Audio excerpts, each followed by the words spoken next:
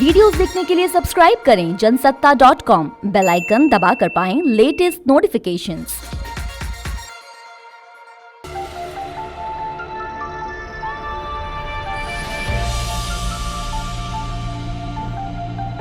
नमस्कार, जनसत्ता में आपका स्वागत है। कोरोना से निपटने का टीका तो यूपी के सीएम योगी आदित्यनाथ लगवा चुके हैं, मगर मिशन 2022 में जीत हासिल करने की राह में जो मुश्किलें हैं, अभी उनसे निपटने का टीका या फिर यूं कहें दवा खोजना बाकी है। 2022 के विधानसभा चुनावों की राह सीएम योगी और बीजेपी के लिए आसान नहीं है, क्योंकि मुकाबला इंसानी चुनौतियों के साथ साथ कोरोना वैश्विक महामारी के साइड इफेक्ट से भी है। विरोधी न सिर्फ विपक्ष में हैं, बल्कि दबी जुबान में अपनी पार्टी के अंदर भी विरोध मौजूद है। ऐसे में यूपी के किले पर कब्जा जमाए रखना है तो बीजेपी को इन चुनौतियों से पार पाना ही पड़ेगा।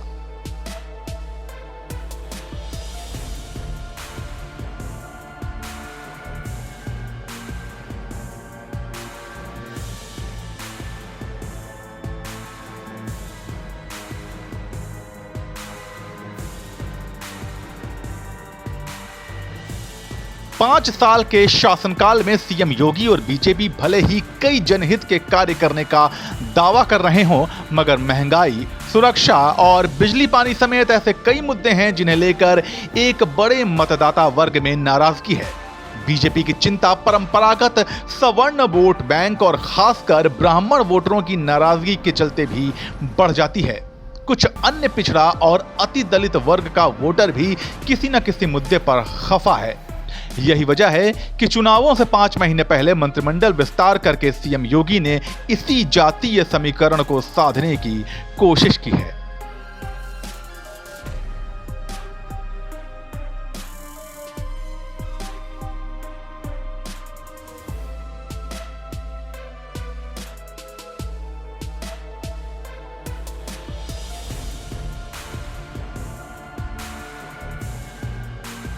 कोरोना की दूसरी लहर के दौरान अस्पताल में दवाओं और ऑक्सीजन की कमी से लेकर शमशानों में जलती चिताओं और गंगा में बहती लाशों तक दुनिया भर की मीडिया में सीएम योगी की सरकार को खूब आड़े हाथों लिया जा चुका है।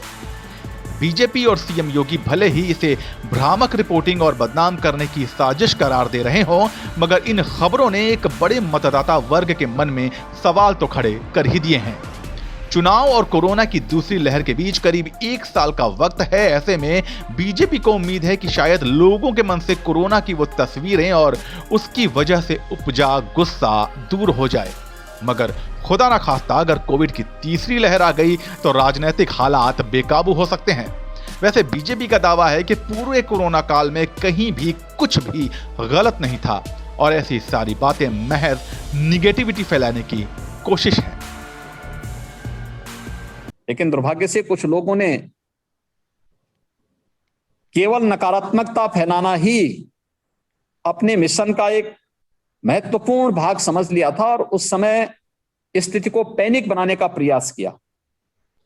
आज उत्तर प्रदेश जैसे राज्य में, जिसके बारे में दुनिया के विशेषज्ञ कहते थे कि मई और जून में उत्तर प्रदेश में एक्टिव केस की संख्या, मई लास्ट में और जून तक ये स्थिति बहुत खराब होगी, लेकिन आज 23 जून है, उत्तर प्रदेश में आज केवल 208 कोविड पॉजिटिव केस आए हैं पूरे प्रदेश के अंदर। हमारा एक जनपद पूरी तरह कोरोना से मुक्त हो चुका है, महोबा। उत्तर प्रदेश के अंदर आज 12 जनपदों में 0 पॉजिटिव केस 0 रहे हैं।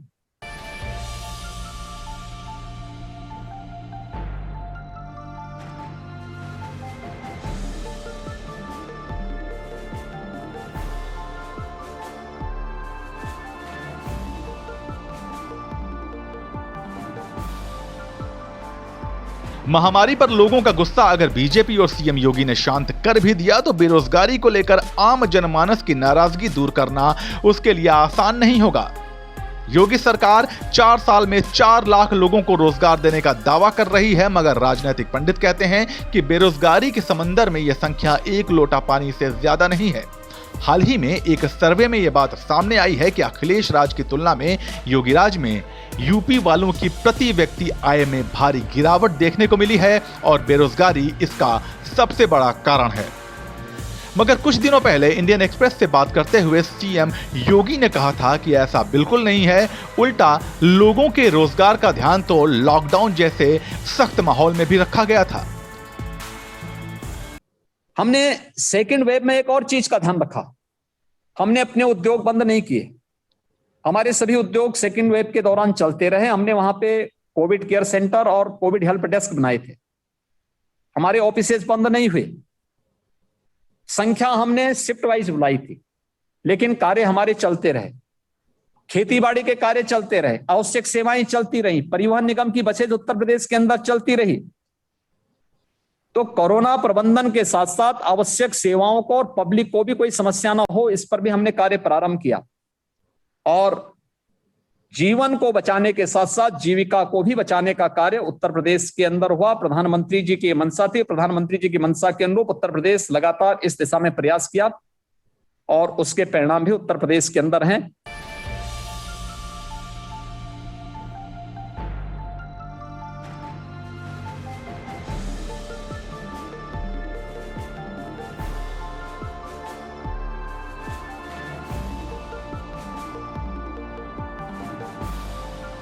तीन कृषि बिलों की वापसी को लेकर कई महीनों से जारी किसान आंदोलन का असर भी यूपी चुनावों पर पड़ सकता है। खासकर पश्चिमी उत्तर प्रदेश की कई सीटों पर सीएम योगी और बीजेपी को काफी मेहनत करनी पड़ेगी, क्योंकि किसान आंदोलन की कमान पश्चिमी यूपी के किसानों के हाथ में है।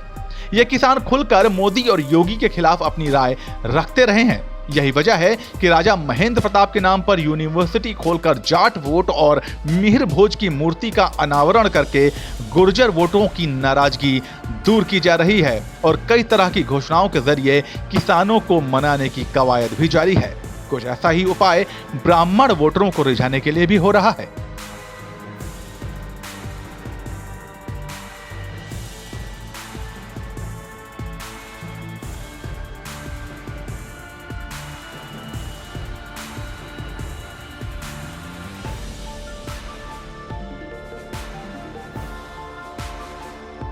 अभी ज्यादा पुरानी बात नहीं है जब मीडिया में खबरें आ रही थीं कि यूपी बीजेपी में ऑल इज नॉट वेल।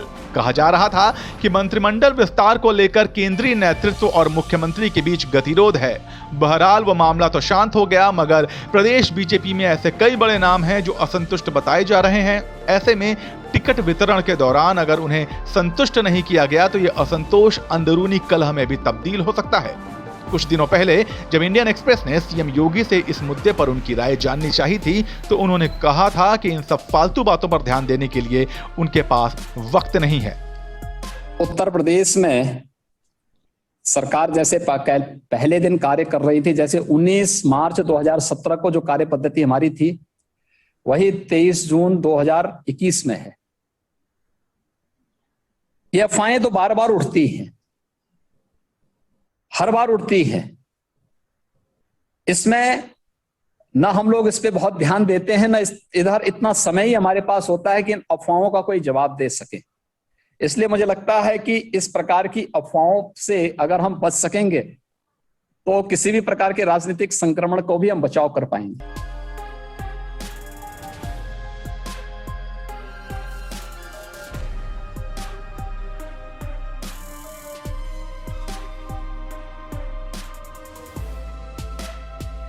वैसे एक बात तो साफ है कि बीजेपी और सीएम योगी ने अगर इन चुनौतियों से पार पा भी लिया तो मिशन 2022 का रास्ता काफी आसान हो जाएगा, क्योंकि यूपी में विपक्ष अभी तक बिखरा हुआ है और जैसा कि खुद सीएम योगी समय समय पर कहते रहे हैं कि ना तो अखिलेश, ना मायावती और ना ही राहुल गांधी, मैं किसी को भी अपने लिए चुनौती नहीं मानता। आप इस बारे में क्या सोचते हैं, हमें कमेंट सेक्शन में जरूर बताइए और यूपी की राजनीति से जुड़ी हर खबर और उत्तर प्रदेश विधानसभा चुनावों की हर खबर के लिए बने रहिए जनसत्ता के साथ।